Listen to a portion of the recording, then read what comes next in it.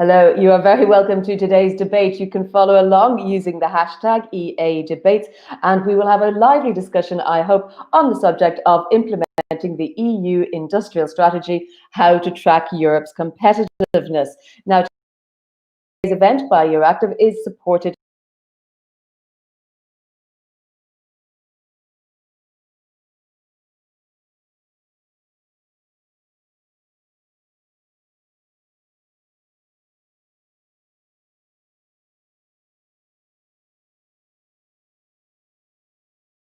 follow along.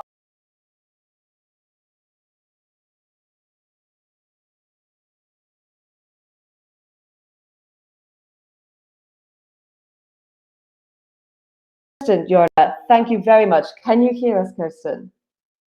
I can hear you, yes. So you're going to give us a keynote to set out the beginning of our debate today. We know that in March 2020, the Commission presented its new industrial strategy. So please tell me a bit more about that and how we're going to bring the bloc forward towards climate neutrality and digital leadership. Thank you very much. As you said, we have a strategy from the strategy is also delivering our white paper on foreign subsidies, our strategy on raw materials. But what we see is that the COVID situation in Europe suggests we can do a couple of things that we were planning in a faster way, because this is a reset moment for Europe, for companies, for many people individually as well. And working at the moment how to update our industrial strategy from March with a view to debates in next spring. Now, what I would like to highlight is three strands of the work we're doing. The first strand is the ecosystem matrix, how we use that tool. The second strand is the business case. Where is the business case and how do we establish this for green and digital transformation? And the third is for KPIs, how do we measure it and what types of discussion and information do we need for that? Now, first point, the ecosystem matrix. As you know, and we've presented that quite a lot, is we have divided our economy into 14 industrial ecosystems, and I have my cup here with the 14 around it, and that ranges from tourism, health, agri-food. Now, and that covers approximately 90% of our economy. The ecosystem approach, as compared to the sector approach, is more dynamic because it captures the interlinkages also between a manufacturing part, I mean the traditional, but also the suppliers, the startups, the tech transfer, the R&D, and the new ideas developing, but also the services part that is working with such an ecosystem. Because what we realized with COVID, the COVID crisis hitting, is that you need to understand the whole chain of economic interrelations. For example, a big car manufacturer, to keep that car manufacturer open in one country, if the suppliers in another country were not able to provide the element, meant that all of it didn't work. So to better capture this country interlinkages. Now, what we're doing at the moment is to build the data sets for these ecosystems, to understand them better, how they work, because progress, you need to understand what's there in the beginning. Initially, we focused really on the recovery needs, what was happening first, second, third quarter in the ecosystems, and some are clearly more hit, like tourism, than others. We were also trying to develop monitoring of sentiment, and we observed that there were differences, quite some differences between ecosystems as well. And then we were looking at investment needs in order to feed that into the debate on how to invest from the recovery and resilience facilities through the national plans. Now we're looking at the role that the different ecosystems can play with the fit for purpose, or the fit for 55 discussion, how to translate the climate law into the different the contribution systems and needs an industry can deliver. What we are also looking at, and that's the matrix aspect, is we're looking in one axis, the 14 ecosystems, and then another axis, the tools that we have at continental scale to actually use. And we have 4 different baskets of tools. One is finance. This finance part, I count, of course, the EU budget, but also national recovery budgets, then the recovery and resilience facility, and then also private money and private investors through our different financial market tools, including the taxonomy. And the second basket on that axis of tools is regulation. Obviously, we have single market regulation more general, like our market surveillance rules, our competition rules, state aid rules, or more specific. I look, for example, at the Machinery Directive, and then kind of specific but general, which is the climate law and the 18 different legislative proposals that will have to come with it to translate it. And then we have a third basket, which is actually how to use our trade tools and our trade instruments to make sure that the ecosystems can thrive. This may be kind of establishing access to export markets. That's typically the free trade agreement agenda that we have, or the multilateral trade agenda that we have. But then there are also elements where we kind of need to protect our companies, for example, when it comes to forced localization or tech transfer rules. And then also as far as the functioning of our supply chains, also in Europe, are concerned. And then the fourth basket finally is about something new, and I'll say a word about that in my point about the business case, is how we can work with alliances. We have a plastics alliance, we have a battery alliance, we now have a hydrogen alliance, there would be a raw materials alliance, which is about bringing together the different aspects of a value chain, of an ecosystem, and to enhance that collaboration. So this is what we're doing at the ecosystem, with the ecosystem matrix at the moment. And we are, for the update of the industrial strategy, we're looking at every ecosystem and trying to identify the relevance of the one or the other or several tools from the other axis, and how to trigger that in order to help the ecosystem recover, transform to more green and more digital, and become more resilient.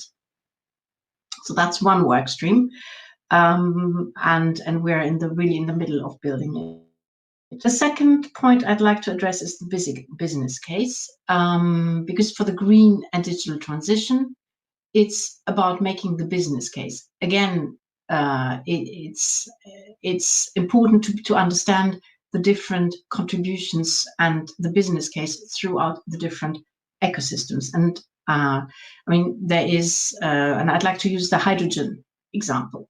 Now, we all know that hydrogen will be a major contributor to decarbonizing our industries. In fact, probably the only one when it comes to certain types of industries and in ecosystems.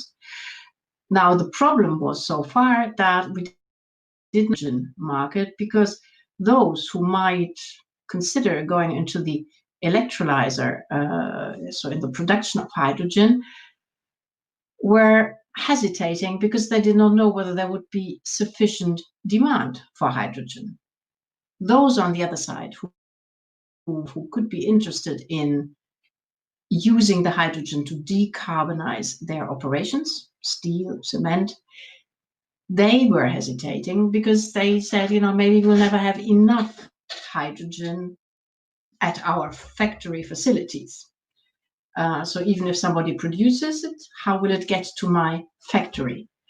And then there's a next group, because if we produce and invest in decarbonizing our products, steel, cement, just to name the same, who will use them? Will there be a market to use them?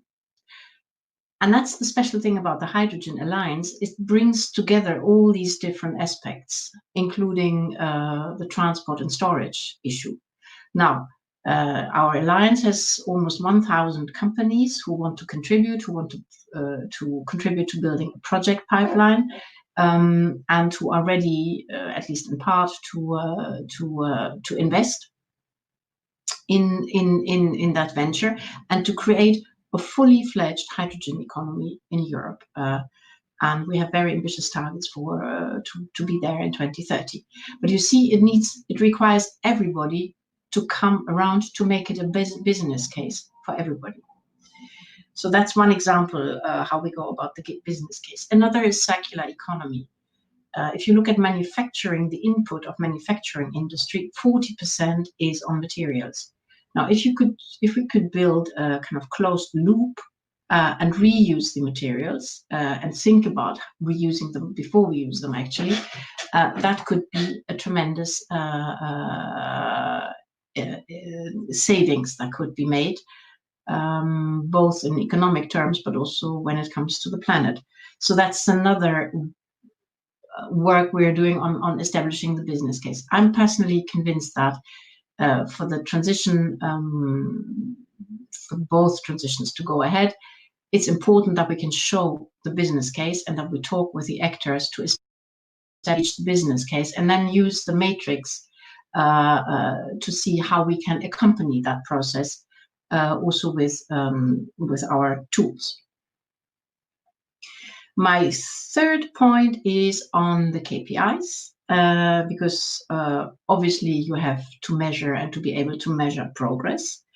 But here we have a conundrum, and the conundrum is that under the impression and the impact of the COVID crisis, we are moving from the just-in-time kind of adage to just-in-case adage. So resilience and being able to shift supplier, being able to diversify suppliers, being able to rely on an ecosystem that's functioning also in times of stress, a new value that that our companies are also interested in. And that means we will have to monitor something like resilience, like absence of vulnerabilities, in addition to competitiveness, or conceptually we will have to integrate that dimension into competitiveness. Now, for monitoring, I'd like to make kind of 3 examples here. You can have like a decathlon checklist, jump higher, throw further, run faster, is the traditional competitiveness measurement that we have. However, there is also something like a vaccination passport, which means you're looking at how much funding has there been, how much policy has been delivered, how much regulation has been delivered. That's input, but not output. But it's that's the traditional thing we as policymakers have been monitoring the implementation of our strategies, take the better thing delivered.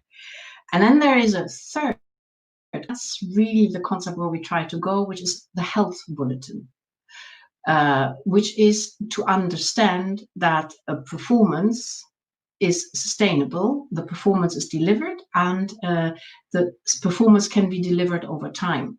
And we would be, so when you fall sick and you all of a sudden have a fever, then it will impact your performance. So how do we capture the fever? for example.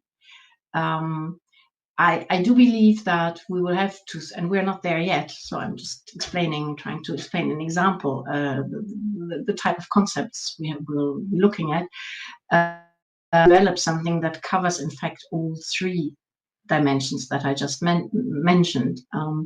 The work that the ERT has done is incredibly valuable and helpful for us to move on, but I think we have to connect it to this ecosystem analysis thing, because the ecosystem analysis, which captures the ecosystem in the European economy, irrespective of borders, is really how you can describe the power of the economy of the continent, of Europe as an economic bloc.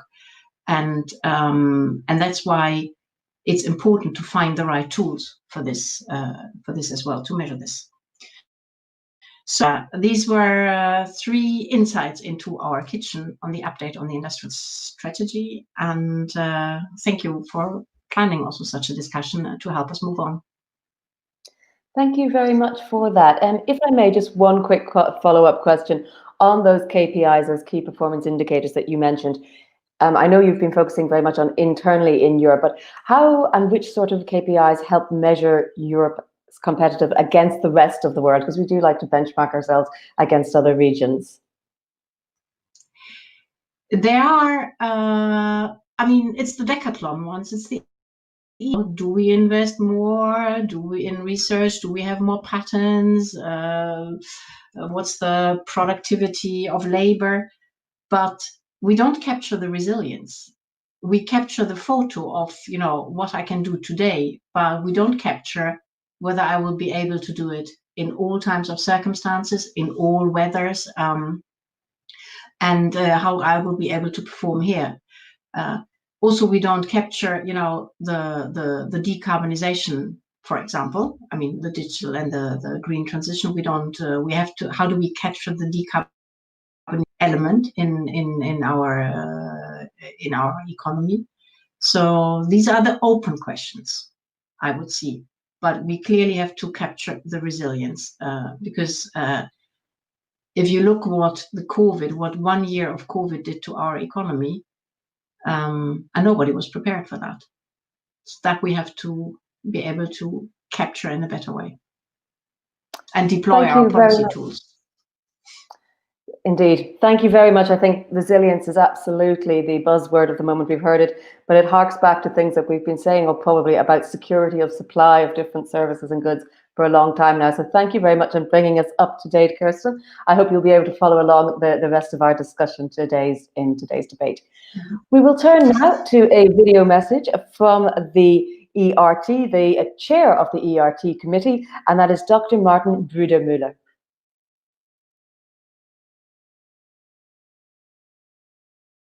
Ladies and gentlemen, thanks for inviting me onto this virtual stage to share ERT's thoughts on how we can bring the EU industrial strategy to life. We as industry leaders believe this is extremely important, as the COVID-19 crisis has underlined the importance of a clear and strong industrial strategy to lead the way to recovery. The pandemic affected the way we live and work on a big scale, and it hit us at a time when Europe was already facing many challenges. We need to act now to fight climate change and find new ways of decoupling economic growth and carbon emissions. We need to keep pace with the digital transformation so we can compete globally. COVID-19 also put a brighter spotlight on the urgency of this transformation. Finally, national protectionism and trade tensions continue to challenge our region. Global competition will be even fiercer post-COVID-19. And new trade agreements like the Regional Comprehensive Economic Partnership driven by China also put additional pressure on Europe's competitiveness. The good news is we can turn these challenges into opportunities. There is tremendous potential if we use the strengths of our coordinated power. COVID-19 has taught us this lesson as well. We are stronger together. In a strong, competitive Europe, we as European industry play a key role. We leverage our innovative power to tackle the big challenges. First, we are developing low-carbon technologies and sustainable solutions to respond to climate change. Second, we are pushing all fields of digitalization, such as the Industry 4.0 and data-driven research. With its industrial strategy for Europe and its recovery plan post-COVID-19, the European Commission recognizes this essential role of industry. Now that we have a joint vision and targets, it is very important to implement the strategy and to execute fast. In the past 15 years, there have been several attempts at designing EU industrial strategies, but it was not successful. And it was probably never as important as today, with the many challenges I have highlighted earlier, to make it a success. It is a unique opportunity to make the EU an attractive place for companies to grow, invest, create employment, and deliver new solutions. So this time really needs to count, and the successful implementation can only be ensured if we measure it regularly. A powerful tool for this is a clear set of KPIs. This is something we as business leaders are familiar with.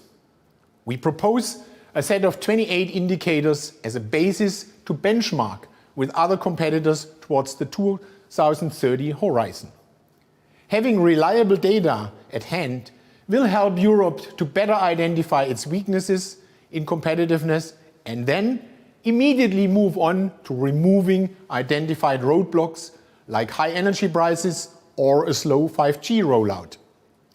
Having clear indicators will also help to share the regulatory environment in a smarter way and to change course when needed. I truly hope that the ideas in our publication can help to strengthen Europe's place in the world. Now, more than ever, we must work together to overcome the pressing challenges the world faces. I wish you a very successful and inspiring event. Thanks for your attention.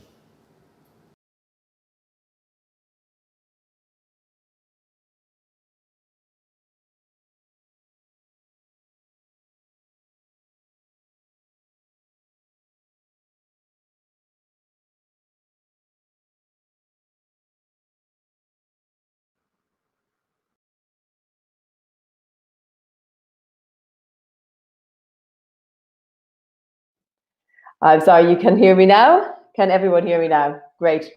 We're going to have our Q&A part of our discussion now. Apologies for my delay. We are starting with the discussion with Rui Dourado, who is Head of Unit, the Director for European Affairs, and the Portuguese Director General for Economic Activities. And of course, Portugal will be taking over the rolling presidency in January. We have Nicolas Gonzalez Casares, MEP, a member of the ITRA committee in the European Parliament. We have Judith Curtin-Darling, Deputy General Secretary of Industrial. And last but not least, we have Annelie Wu, Chief Economist at Saint-Gobain. So let me start by giving each of you a chance to just give me your opening thoughts on the topic we have today. Rui, let me start with you. Well, thank you. First of all, thank you for this invitation. So, as incoming presidency, this is obviously an added responsibility that we have. And we believe that this is a very important debate at this point. The March package was very welcomed by Portugal and I believe by most member states, by Europe as a whole. And the idea of promoting the twin transition as a way to not only to help foster European competitiveness in the global stage, but then and with the update to transform this twin transition as an engine for economic recovery is certainly a very important idea, and we fully support the Commission in this update that they are fulfilling. They are preparing. Well, on the update itself, we believe that the update should, the March publication was actually a package, and we do believe that the package, the three pillars of the package, should be maintained. So the update should also reinforce the internal market. It should foster cohesion between member states, and because they are the backbone of the European economy, it should reinforce the role of SMEs. The European strategy and the COVID crisis has shown us that, and it has shown us a lot of fragile aspects of the European economy, but also created a lot of new opportunities. And one of them, we believe, is the importance of ensuring a level playing field when we are talking about supply chains and we are talking about companies that operate in Europe.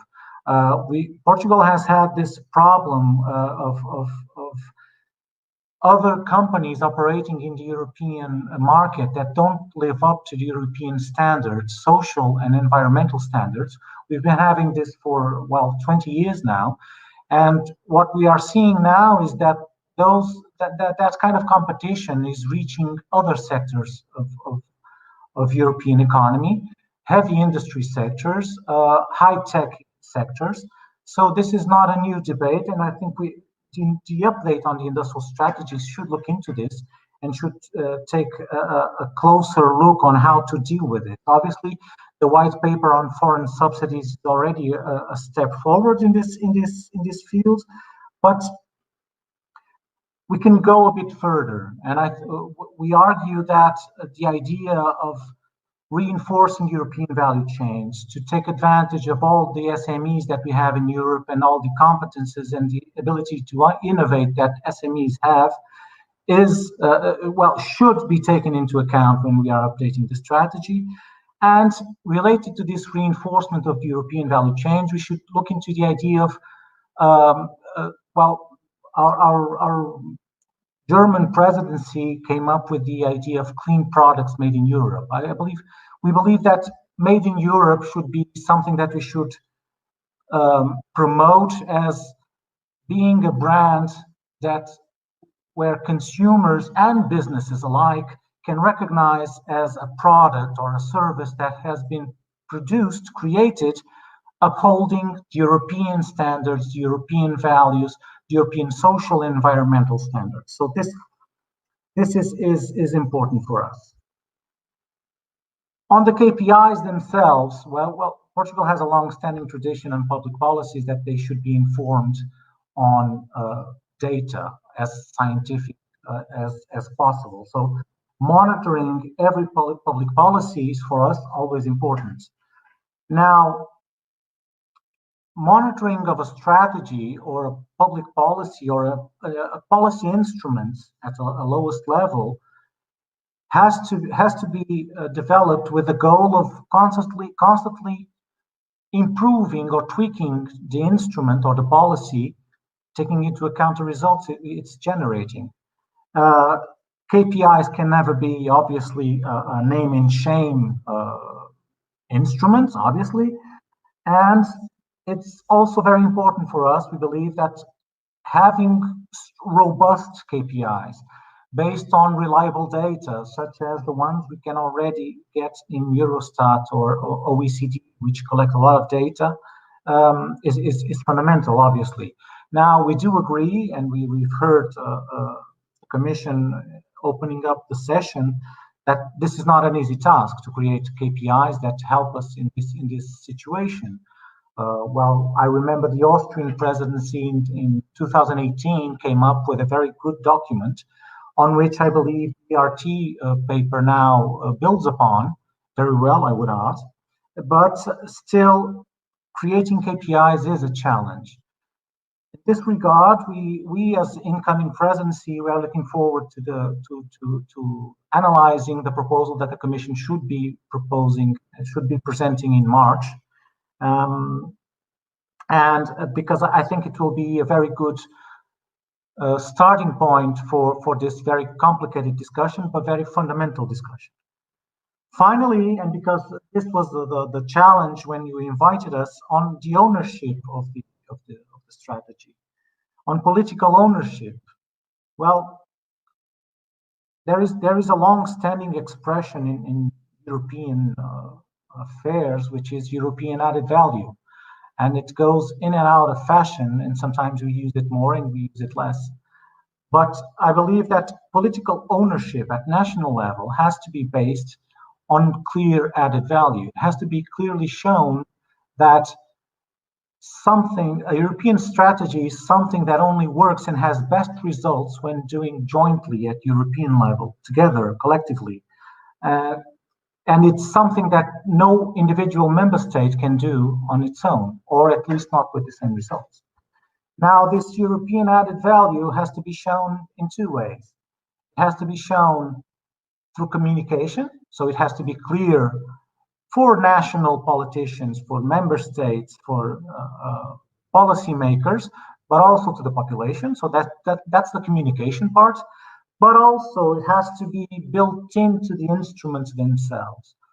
So it has to be clear when we together create a strategy, or when we create a new instrument or a new policy, that it was built in a very transparent way, that the objectives are the best for Europe, and that every member state will take advantage of that strategy and will reap the benefits somehow.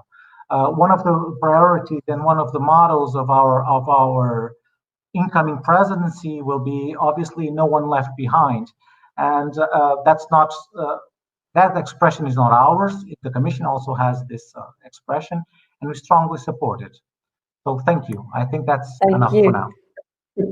I think you've summed up quite a lot there for opening comments. Nicolas, let me turn to you. I'm sure this is something you've been following in the ITRE committee as well.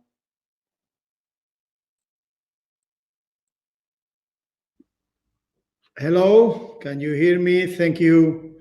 Thank you to EURAT for the invitation, and of course to ERT for this interesting debate. I think that as Europeans, we need a clear strategy for the future. COVID-19 has shown us that our economy, our countries need a stronger industry. We are 450 million people community, and we have to believe in our power in a global market. But at the time, we had to increase our competitiveness through sustainability. So we are facing a big challenge. I think that the Green Deal, for example, is a clear signal to the world, but I think it's not enough. Within the Green Deal, the Commission presented last March an industrial strategy to address the twin challenge of the green and the digital transformation.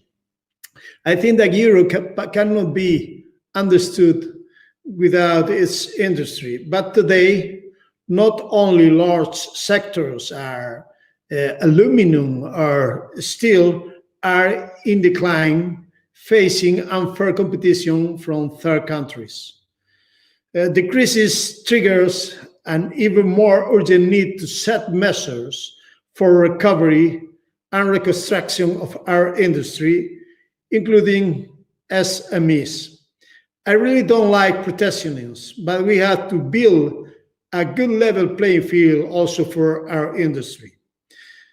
In the past, Europe has set a goal for its manufacturing industry to reach 20% of the GDP by 2020, but we won't reach this target this year. So I think that a turn is needed, a turn based in 4 axes. The first one, sustainability. The Green Deal offers us a framework for an European industrial renaissance based on sustainability and a leadership in low carbon technologies and processes. Let me put one example. For example, the offshore strategy. We want to produce more than 400 gigawatts in Europe in offshore wind power. So we have to build a high production of systems, but we have to build it in Europe. We cannot import all this technology. We have to build here. Second, digitalization, robotization and artificial intelligence and digitalization offer opportunities for reindustrialization a relocation in Europe. We have to think and rethink why, with a big single market, most of the digital leaders are not European. I think that we have to keep in mind this in every moment that we think in digitalization. Third, innovation. We can bring back to Europe some supply chains in different fields, pharmaceutical, heavy industries, batteries, that we have lost, but we have to put more money into R&D. The best way to achieve highest standards of competitiveness is a long-term challenge.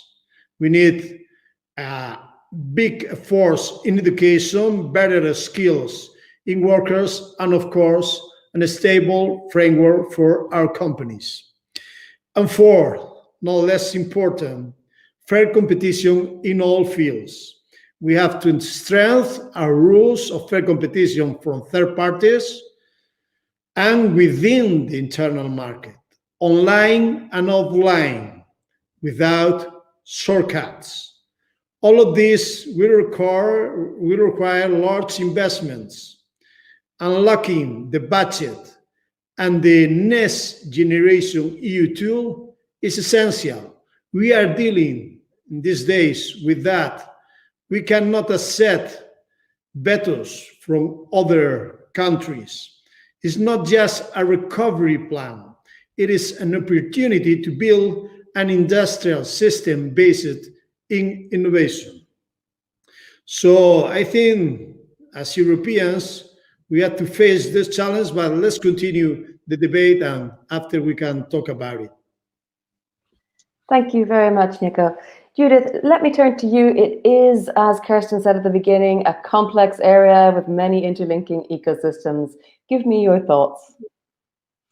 Well, on behalf of Europe's industrial workers, we're obviously convinced that industrial decline of Europe is not a law of nature.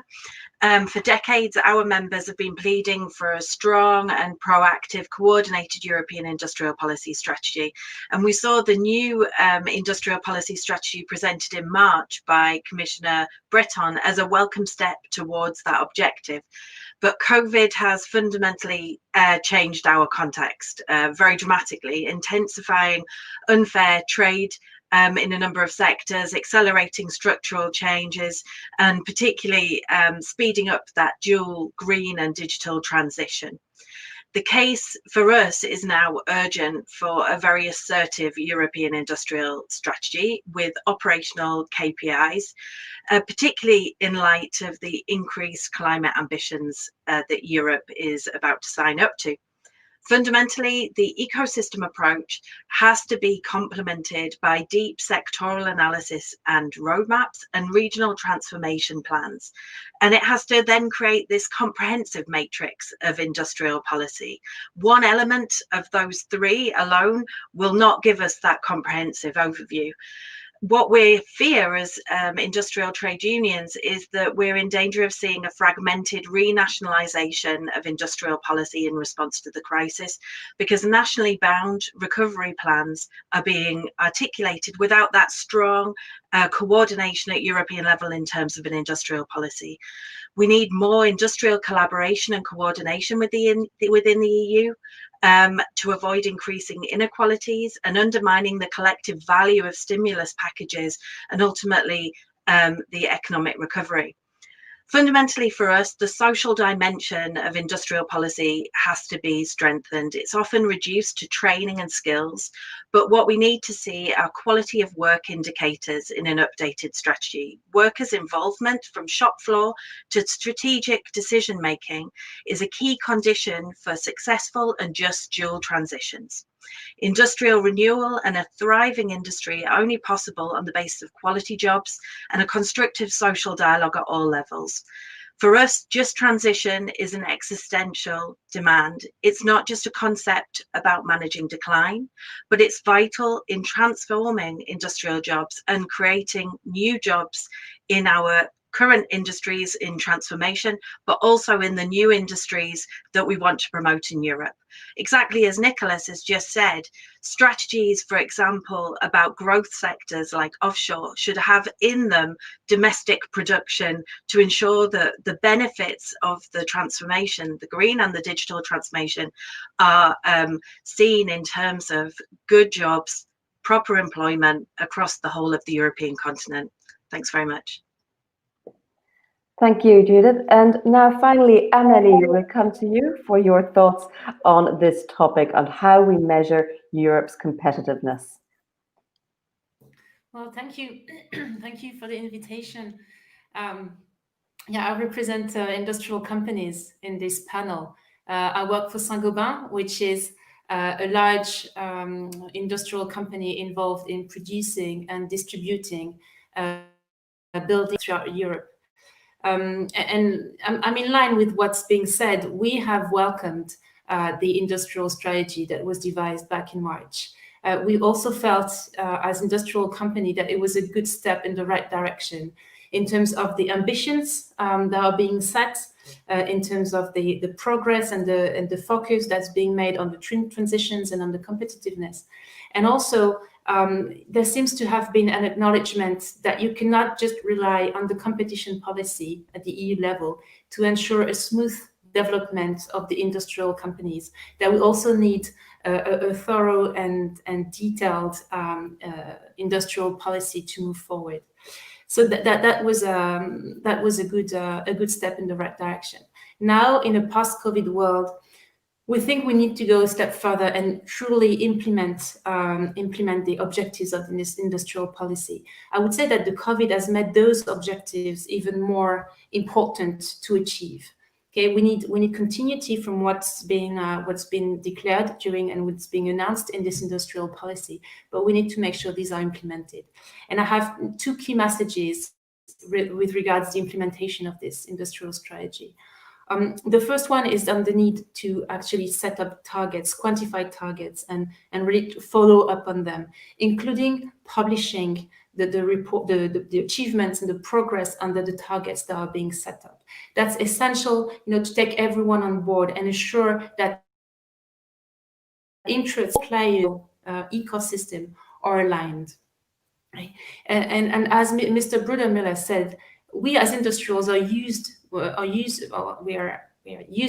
using KPIs in our industrial strategies, in our own industrial targets. For example, at Saint-Gobain, we have a roadmap to reduce our carbon emissions, and we've set up targets by 2030 to ensure that we will get to our objectives of final climate neutrality by 2050. So setting intermediate targets, quantified criteria, and publishing on the achievements that we make. This is the kind of process that can be replicated at the stage at the level of the EU. And I take Ms. Joanna's point that the EU must switch from monitoring the inputs of the industrial strategy to monitoring the output. And when she mentions the fact that we should also monitor the resilience of the ecosystem, I would tend to say that implementing the industrial strategy is in itself a source of resilience, is in itself a source of sustainability of the industrial ecosystem.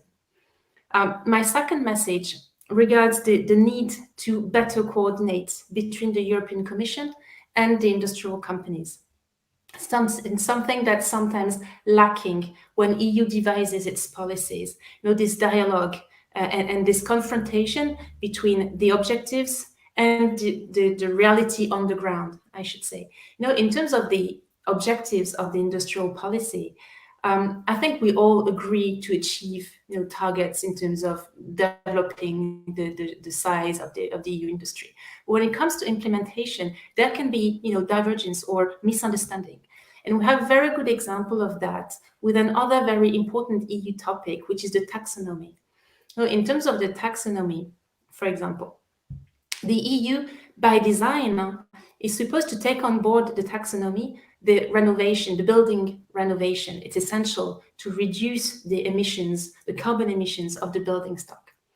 Saint-Gobain produces materials to help renovate buildings and reduce CO2 emissions of buildings. But in practice, in the latest draft of the taxonomy, most of our activities are actually excluded from the taxonomy just because of this lack of coordination, dialogue between the European Commission and the industrial companies.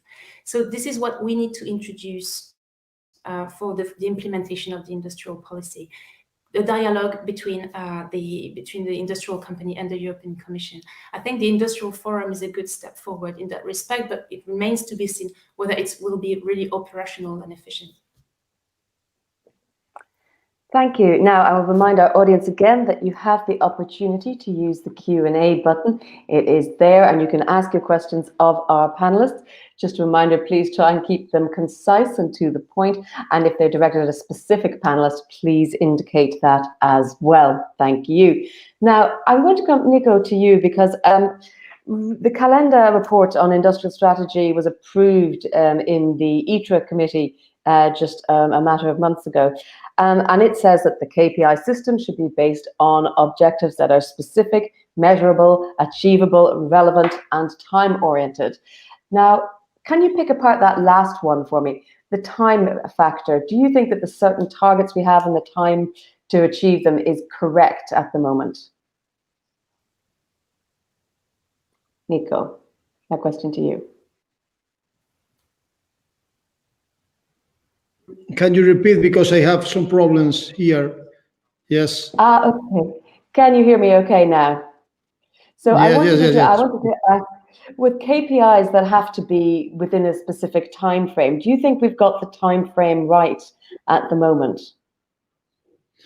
Okay, I think that we are absolutely delayed in building a strategical industrial strategy in these times. I think that we are out of time because we were claiming for industrial strategy long years ago. Now I think that we have to think that we have to build a strong KPIs, but I think that we need KPIs, outcome KPIs. For example, in digital, we have to think how, as I said before, how many companies are going to be leaders in future. We need clear KPIs and very easy to measure. Okay, we are putting a lot of money. We are going to put a lot of money of the Next Generation EU into research, development, and pushing forward to help our SMEs in Europe. So we need clear KPIs. And of course, I think the report from Carlo Calenda, my dear colleague from the S&D, is a good starting point. And I think that the Commission must take into account all the proposals that Carlo Calenda has in his report. Thank you. Much, Nico. Rui, let me come to you next. We have seen all these KPIs, and we've seen the ERT report. They list 28 different KPIs under 4 different main groupings. But in the context of the economic recovery, what should be the priorities for the industrial strategy? Because you can't have everything as a top priority. Well, that's a challenging question, I would say, isn't it?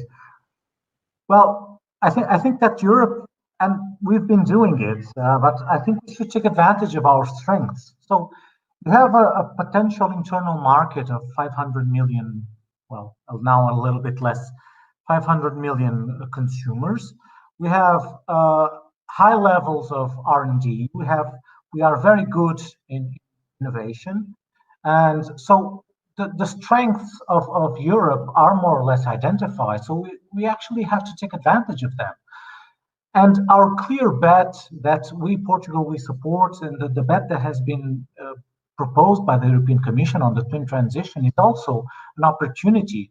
So as I mentioned before, the twin transition, the ecological and the digital transition are not only an engine for recovery, and we believe they are, but they are also an opportunity to put Europe in the forefront of global competitiveness in these areas, because it's a whole new world that is opening up.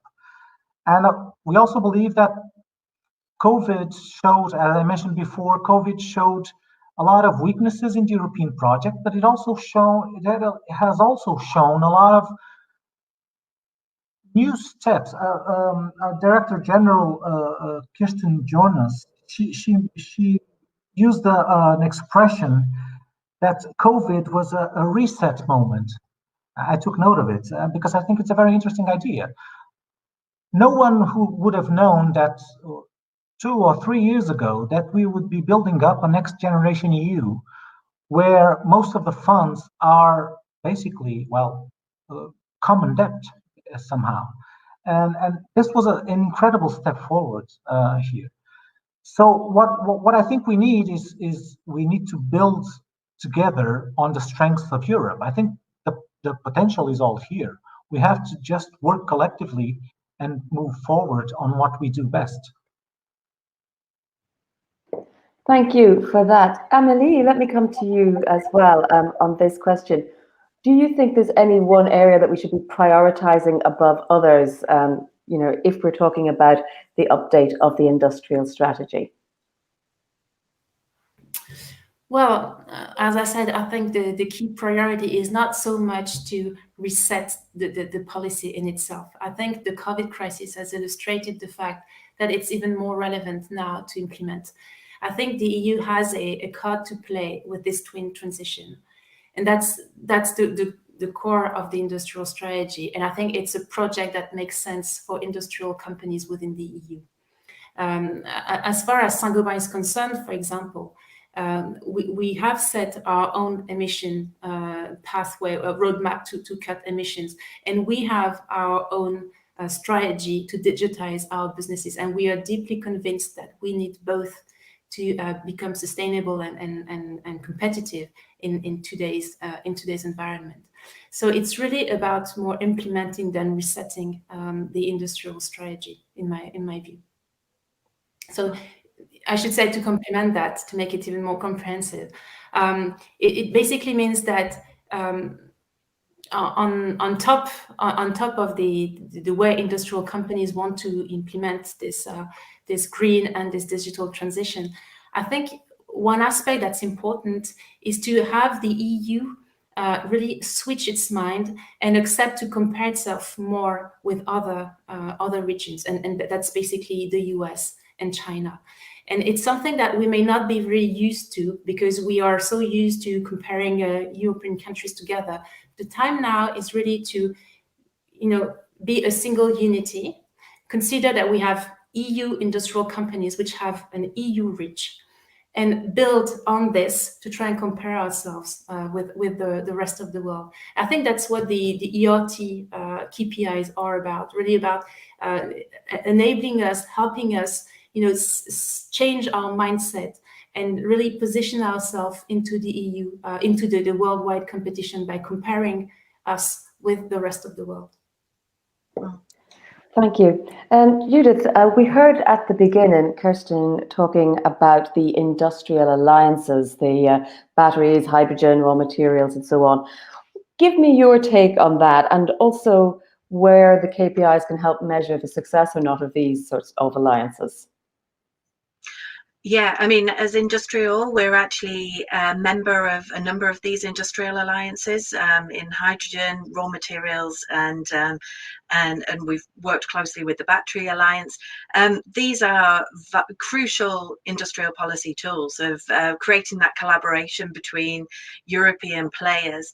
And I think, integrating some measuring of the success, we know the objectives in terms of the rollout of hydrogen to 2030 and beyond, and identifying some quantifiable roadmaps that we could see in terms of the industrial alliances would be really important. I think within that, it brings in one of the key points that I wanted to make in my introductory remarks, which is that we shouldn't lose sight within the ecosystems of the sectoral dimension. The industrial sectors have still an importance, even if we take a more value chain or ecosystem approach to industrial policy. And by looking at the rollout of some of these alliances through sectoral indicators, that may be a way of seeing concretely where things are going well, as we heard in the statement from the chairman of ERT, using KPIs as a means of identifying where things are heading in the right direction and when things aren't heading in the right direction and the strategy needs to be adapted. You really only see that if you look deeper than the broader ecosystem and you take a detailed sectoral analysis as well. So I can think, for example, in the case of hydrogen, that would be an indicator of the role of hydrogen in industrial sectors like the energy intensive industries, cement, steel, and chemicals, seeing how projects are concretely being rolled out on the ground and the quantity of hydrogen which is being produced and the demand. Because I think that was a very important comment also from the Director General of DG Grow, was to make that business case needs the indicators on both sides. So there's a lot of work to be done on this, as we've heard. We think the ERT's overview of indicators is very useful, but we need to have a little bit more granularity in terms of sectors if we really want to see an industrial policy strategy which delivers concretely in its implementation, in our view. Thank you. Now, I think we'll take a question from our audience now. I think Rui and Nico, it's probably directed to you. It's Constantine Drogos asks, what is the EU policy to increase its industry and competitiveness while at the same time reducing its carbon footprint?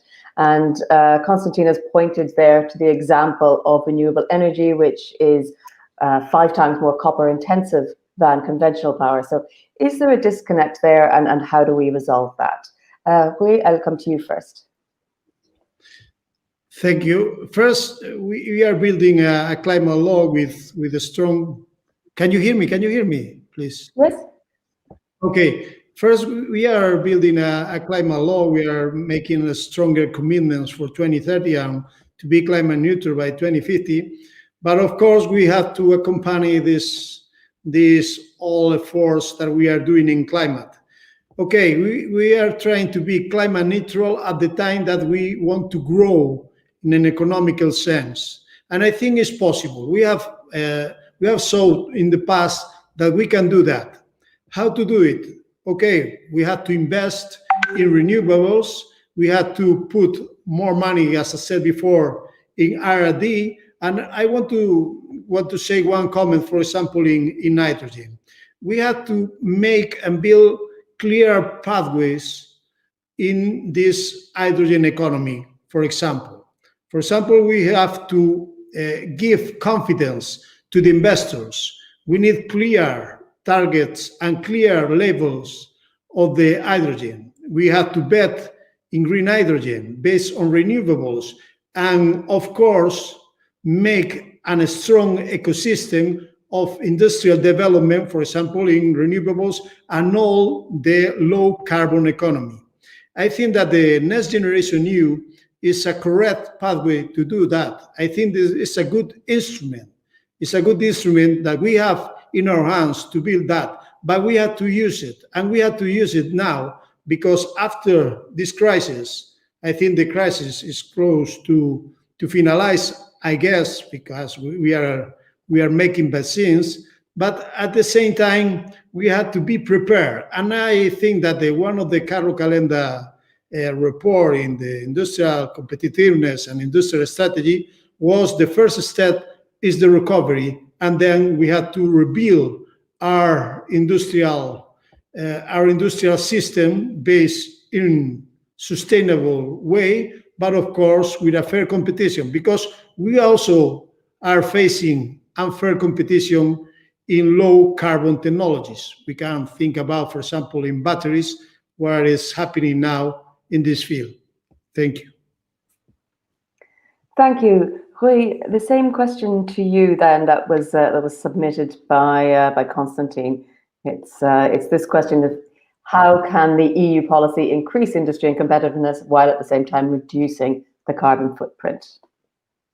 Well, we believe that reducing the carbon footprint in the industry cannot be seen as a cost, but as an opportunity. And I think the idea behind the twin transition, digital and environmental, is actually seeing this not as a hurdle, an obstacle, that industry has to become decarbonized, has to become cleaner, has to be environmentally friendly.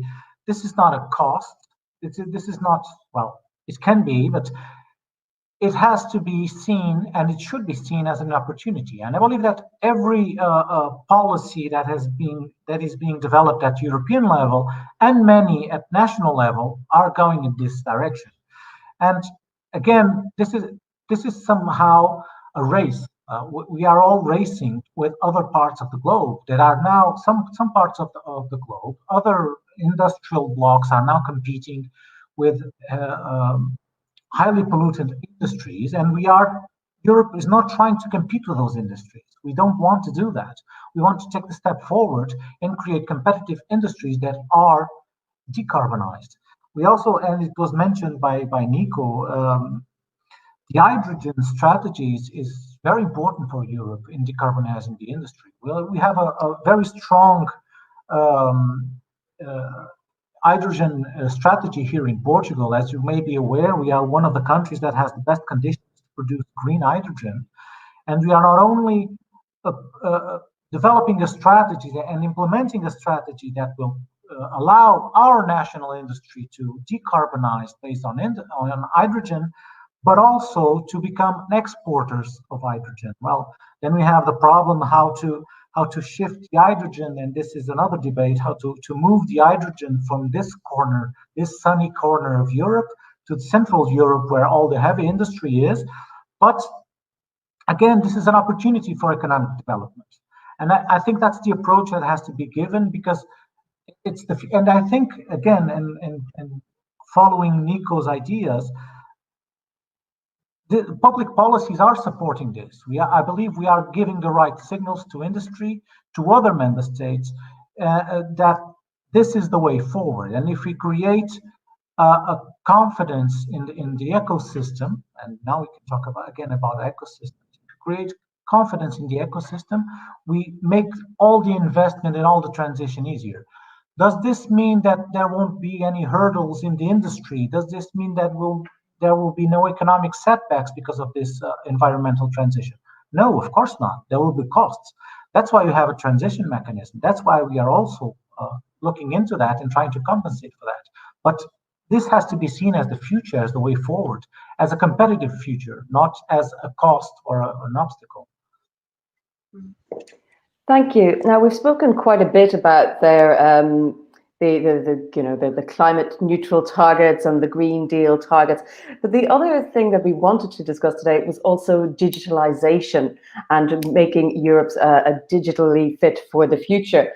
Now, I can recall several years back when Neelie Kroes was the digital commissioner saying that she wanted every European digital by 2020, and that didn't actually materialize. We have Thierry Breton this year saying how he has these great plans for industry to make us all very digital. How do you ensure that that's actually going to happen? Because the targets are great, but it's delivering on those targets that are important. How, Judith, do you hold these promises to account? For us, I should say that I agree with a number of the comments which have been made, that we know the direction of travel. The twin transition should be the kind of direction that this renewed industrial policy framework takes, and therefore digitalization is absolutely vital for the future of industrial jobs in Europe. And there we have we have concerns about digital divide within the European Union, and areas where, for example, skills are very much underdeveloped, and other regions in the European Union who are really at the forefront in terms of skills and digitalization. So skills becomes for us one of the really key elements in the discussion when we're talking about digitalization. But again, I would also come back, the digitalization of industry will have a major impact in terms of industrial workplaces, in terms of quality of work.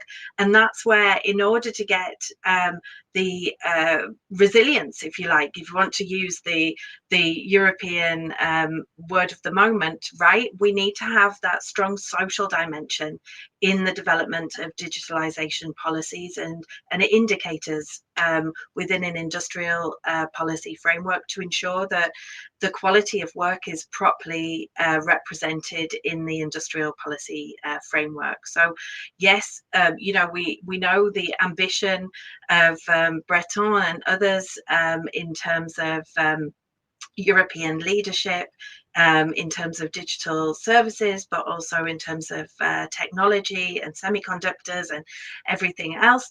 But we also, digitalization will fundamentally change our society. So we need to ensure that the industrial policy has a notion of social inclusion through skills agenda, and that we're dealing with social resilience in the transition as well. Thank you. Emily, I want to stay on the same topic of digitalization with you and just get your advice and your thoughts on how Europe needs to meet these targets. Well, the thing is that, you know, capitalizing on what Judith and Rui said, I'd like to illustrate what this, you know, twin transition means in an industrial company and how it's achievable. You see, when we set our targets in terms of emission cuts by 2030, for example, we have a whole roadmap of decarbonizing our industrial processes, of switching our sources of energy. All of this for us is a source of savings. Okay, when we reduce the energy bill of our industrial processes, of what our floats, as we say, like the glass factories that we have to produce glass, well, that's a source of saving, and it's a source of saving in all of our industries, in all our factories worldwide. So that's a way that we can actually decorrelate you know, the emissions from the growth of the industry. Also, on the same topic, we're investing 100 million per year to achieve this decarbonation of our industrial processes. That's going to be that's going to feed growth at the EU level. That's our small contribution to the growth of the European Union. But also, we're doing it because we are convinced that this is a source of sustainability and resilience of our business model over time. So you see, decarbonation, the green transition, is a source of opportunity, as we said, and we feel it not just at the macro level, like he said, but also at our level, at our industrial level. And the same stands for the digitization. Digitalization of our processes is a source of competitive advantage. Okay? When we put sensors on our industrial factories just to try and reduce the amount of waste, to try and track the quality of our products, that helps in terms of reducing the costs, reducing the inputs that we have in our factories, and that helps in terms of competitive advantage. So you see, it's not just about in the EU setting an industrial strategy to try and develop and force industrials to adopt digitization. It's just industrials have their own interest in introducing those new technologies into their factories and into their industrial processes, and that's how the EU will ultimately develop its industrial base. This being said, even if we have our own interest in developing that, we need the EU to stimulate us and to help us. And that's, in that sense, all the financing that comes with the next EU generation, part of it will be earmarked for the green transition, part of it will be earmarked for the digital transition, is important to send the right signals, to send the incentives, and to set up an incentive framework that's consistent over time and that helps industrial companies in their investments. Thank you very much. Now we are nearly at the end of our debate, so I'm just going to ask a final question to all the panelists, just to give me a sense of where we are, because this, I'm sure, will not be the last time we talk about the industrial strategy. And of course, people who are watching along can continue to follow this debate using the hashtag EA debates and keep the conversation going on even after we finish. But what I would like to do is reflect on the year that we've had, the pandemic and the crisis, and ask whether that has been, if you like, the mother of invention, that it will give a stronger impetus to benchmarking and tracking Europe's competitiveness going forward, or do you think everything has just gone to firefighting and to dealing with the crisis, and people have become distracted from the ongoing implementation of the industrial strategy? So, Hui, I'll start with you first. Which way do you think it goes? Well, again, challenging question, and I'm the first one to answer. Well, I'll do my best. But as I mentioned before, and I think that the expressions by Director General Christian Giorna are very, very rich in this regard. The crisis that we are now facing, well, it's a crisis. So it has consequences. It has economic consequences, and it has severe social consequences. And we cannot forget about that at the end of all of these debates, all of this policy discussion, there are real people in. Okay, so that has to be mentioned, and that's obviously a concern for everyone. Now, it is a problem that we have this enormous and serious COVID crisis, but it is also, and I would like to get back to the expression by Director General Giorna on the reset moment. It's a reset moment, not on the strategies, because as we've mentioned here, we still, the path is the same. The reset moment is on the European construction and on the way that member states and the Commission and all relevant actors and the industry look at the steps that are needed and the concessions that are needed to have a common European response. And I think that's what, if I understand correctly, that's what was meant by a reset moment. It's a new, I believe it's a new era in providing collective European responses to common challenges.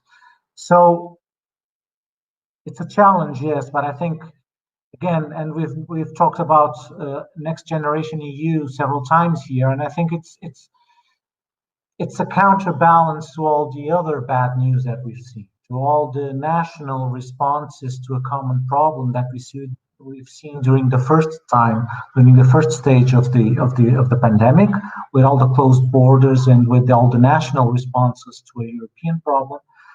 But then we have I think we can look at next generation EU as a ray of sunshine somehow on the European project, because these kind of challenges can only be overcome successfully together. So there is a lot of this idea that we need to build this together. Well, obviously, I'm already in Portuguese presidency mode, so we are looking here to be an honest broker, and our role here has to be to foster the discussion between member states and to do negotiations with Parliament, with the Commission.